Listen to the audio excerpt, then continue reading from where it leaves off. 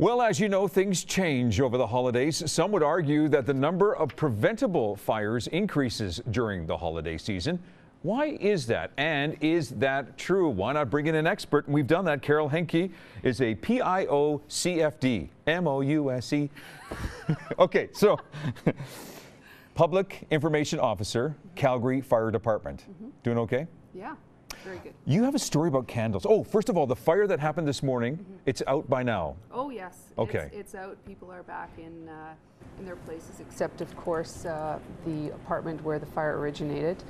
But under investigation currently. So Okay, that could take some time. It could. It depends on, what the origin and the cause is. It can take anywhere from, a few hours to months, depending on what the investigators find. When the firefighters are out there with a blaze like this and temperatures like this morning, minus 19, minus 20, I'm assuming that the moment that water shoots out of that hose, it's frozen within seconds. Well, it does freeze pretty quickly, and that does create some extra challenges, but those are challenges we're prepared for. It's contained. Great job, as always, the Calgary Fire Department.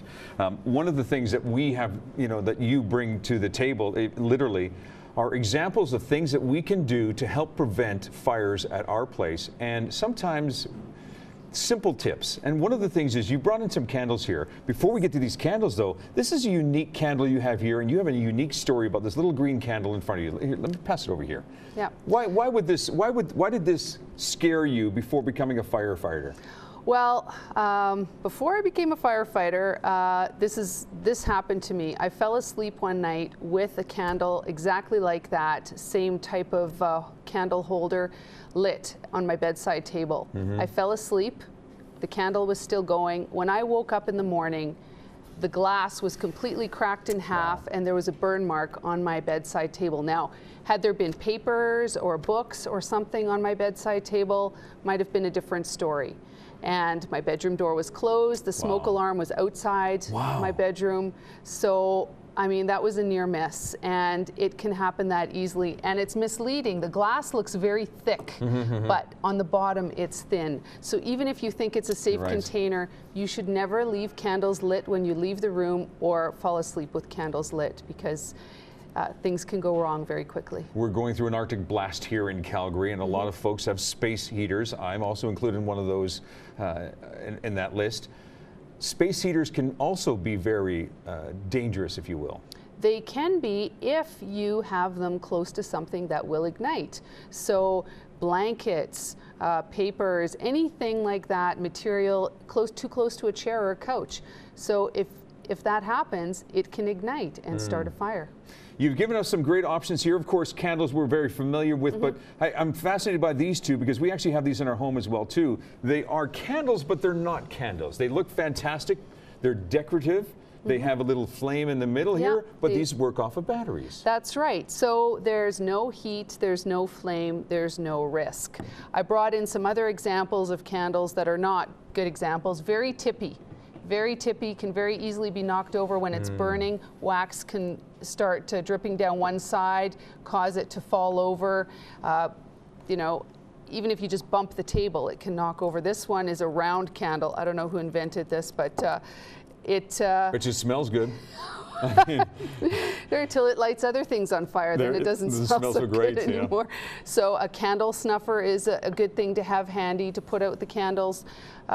Incense, right? Incense. So this has a burning ember on the end when it's lit. And again, another cause of fires. Not as common, but definitely something to think about, because as it burns, the ash drops off, and if it's not quite aligned or you have it sitting on papers or something, it's a hazard. Again, it's a fire hazard. What's with the timer? Well, the timer, again, because we spoke about this last time, the most common reason that we attend fires on a daily basis is cooking left unattended. And so you leave the kitchen, you forget, you start looking on the computer or watching TV, set a timer, you hear that buzz, then you know. But really, you shouldn't be leaving the kitchen at all. But I know we lead busy lives and we have stuff to do. So setting a timer when you need to go back to the kitchen before the water boils away and the eggs burn, or whatever else you're cooking. I'm looking at the website right now. Let's just pull this up right here. It's just a fantastic website because it gives you information about all of the things that are happening. There's something happening coming up this week? Yes, on Saturday at 32 Fire Station, that's the Saddle Ridge Fire Station, from 1 to 4, we're having an open house. And so members of the community are welcome to come into the fire station, check out the trucks, learn all about fire safety, and we're going to have different partners there as well. Calgary Police Service is going to be there. We're going to have bylaw, waste and recycling. We're going to have the Calgary Emergency Management Agency there, Red Cross. So it is a great place to stop in, say hi to the firefighters, see the trucks and all the other vehicles, and get all sorts of positive preventative information to keep your family safe. And if you have a firefighter you want to take a picture with, I'm sure that he or she will oblige. Well, I'm not going to be available on Saturday. We'll you mean the other firefighters? Yeah, the other ones, yeah. Carol, always a pleasure. Thank you very much. Come in at any time, okay? I'll take you up on that. And stay safe. I will. You Good stuff. There's a lot of things happening in and around our city, including the Handmade Here craft sale. They are holding their annual art and craft sale November 15th and 16th. Yeah, that's this weekend, isn't it? Yeah. It's at Trywood Community Center and features some incredible works. If you'd like more information, there's the website, www.handmadehere.ca. This is Trending on Shaw.